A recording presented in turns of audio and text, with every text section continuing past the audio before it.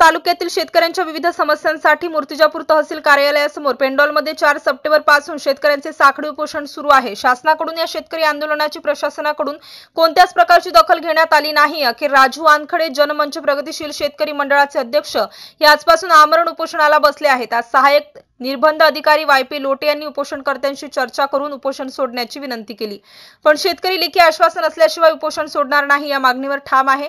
शासनाने महाराष्ट्रात हमीभाव कायदा तात्काळ लागू करा, मूर्तिजापूर तालुका ओला दुष्काळ जाहीर करून सरसकट सर्वे न करता विम्याची 25% रक्कम दिवाळीपूर्वी शेतकऱ्यांच्या खात्यात जमा करावी, सोयाबीनची नाफेडद्वारे खरेदी करून नाफेडद्वारे माल खरेदी करतात, बारदाण्याची व्यवस्था करण्यासाठी खरेदी केलेल्या मालाचे पैसे शेतकऱ्यांच्या खात्यात लवकरात लवकर जमा करण्यात यावे, अशा विविध मागण्या आंदोलनकर्त्यांच्या वतीने करण्यात आल्या आहेत।